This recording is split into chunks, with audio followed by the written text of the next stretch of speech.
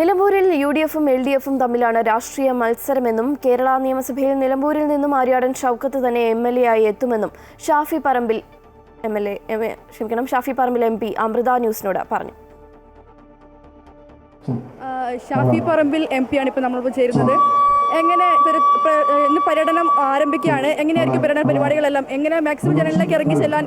അല്ല, പരമാവധി ജനങ്ങളിലേക്ക് എത്താതെ ഏത് തെരഞ്ഞെടുപ്പ് പ്രവർത്തനത്തിന്റെ അടിസ്ഥാനപരമായ കാര്യം അതാണല്ലോ, പരമാവധി ജനങ്ങളിലേക്ക് എത്തുക. പിന്നെ ഷൗക്കത്ത് എന്ന സ്ഥാനാർത്ഥിയുടെ ഒരു പ്രത്യേകത, അദ്ദേഹം സ്ഥാനാർത്ഥിയാകുമ്പോഴും അല്ലെങ്കിലും തെരഞ്ഞെടുപ്പിൽ മത്സരിക്കുന്നുണ്ടെങ്കിലും ഇല്ലെങ്കിലും ഒക്കെ ഇവരുടെ ഇടയിലുള്ള ആളുകൾ. ഇപ്പോൾ ഇവിടെ ഈ പറഞ്ഞ വിഷയങ്ങളിലെല്ലാം അദ്ദേഹം എം.എൽ.എ ഒന്നും ആയിട്ടല്ല, പക്ഷേ ആ വിഷയങ്ങളിലെല്ലാം ഏറ്റവും കൂടുതൽ ഇടപെട്ട പൊതുപ്രവർത്തകൻ ആരാണെന്നുള്ളത് ജനങ്ങൾ ആ വിഷയം പറയുമ്പോൾ, പ്രാദേശിക നേതാക്കന്മാർ ആ വിഷയം പറയുമ്പോൾ അദ്ദേഹത്തെ വിഷയത്തെ അഡ്രസ്സ് ചെയ്യുമ്പോൾ മനസ്സിലാവുന്നുണ്ട്. ഇപ്പോൾ ഇവിടെ ഒരു പ്രകൃതി ദുരന്തം ഉണ്ടായപ്പോൾ അതിൽ ആദിവാസി സങ്കേതങ്ങളിൽ ആളുകൾ മാറ്റി നിർത്തപ്പെട്ടവർക്ക് ഒരു ടോയ്ലറ്റ് സൗകര്യത്തിന് വേണ്ടി കോടതിയിൽ പോകാൻ പോലും അവരോടൊപ്പം ചേർന്ന് നിന്ന സാരഥി ആര്യാടൻ ഷൗക്കത്താണ്. അപ്പോൾ അദ്ദേഹം നിരന്തരം ഇവിടുത്തെ ജനങ്ങളുമായി സമ്പർക്കം പുലർത്തുന്ന, അവരുടെ വിഷയങ്ങളിൽ ഇടപെടുന്ന, അതിന് പരിഹാരം കണ്ടെത്താൻ ശ്രമിക്കുന്ന ഒരാളാണ്.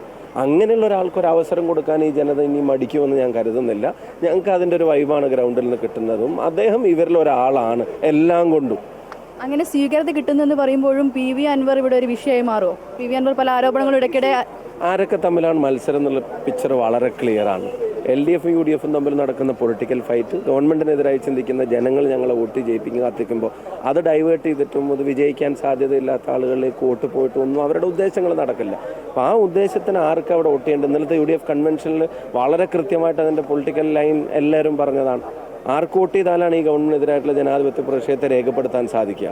അത് യു.ഡി.എഫിന് വോട്ട് ചെയ്താലേ സാധിക്കുകയുള്ളൂ. മറ്റൊന്നും അതിൻ്റെ ഇടയിൽ വരില്ല, മറ്റൊന്നും അതിൻ്റെ ഇടയിൽ ഒരു വിഷയമാവില്ല. അൻവർ ഇപ്പം നാമനിർദ്ദേശ പത്രിക സമർപ്പിച്ചു, എങ്കിലും സ്ഥാനാർത്ഥിത്വം പിൻവലിച്ചു വന്നാൽ സ്വീകരിക്കാനുള്ള നടപടികൾ നടക്കുന്നുണ്ട്. ഇപ്പോഴും അങ്ങനെ ചർച്ച ഞങ്ങളുടെ പ്രവർത്തനങ്ങളുമായിട്ട് മുന്നോട്ട് പോവാണ്. ഇനി എങ്കിലും പങ്കിലൊന്നും പറഞ്ഞിട്ടൊന്നും ഞങ്ങൾ കാത്തു നിൽക്കുന്നില്ല. ഞങ്ങൾ ജനങ്ങളുടെ ഇടയിലുണ്ട്.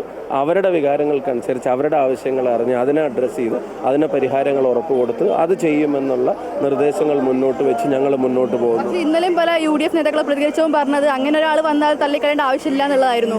ഞാൻ പറഞ്ഞില്ല, ഇനിയിപ്പോൾ അതെന്താവും, അങ്ങനെ വരുമോ വരില്ലേ എന്നുള്ളതൊന്നും ആലോചിക്കുന്നുമില്ല. അതിനുള്ള സമയമില്ല.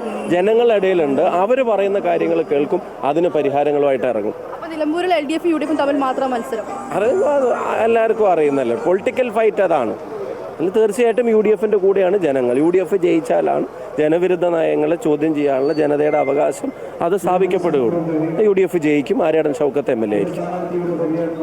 യു.ഡി.എഫ് ജയിക്കുമെന്നും ആര്യാടൻ ഷൗക്കത്ത് തന്നെ എം.എൽ.എ വരുമെന്നുമാണ് ഷാഫി പറമ്പിൽ എം.പി. പറഞ്ഞിട്ടുള്ളത്. ക്യാമറാമാൻ ശ്രീജിത്തിനൊപ്പം വർഷ ഗിരീഷ്, അമൃത ന്യൂസ്, മലപ്പുറം.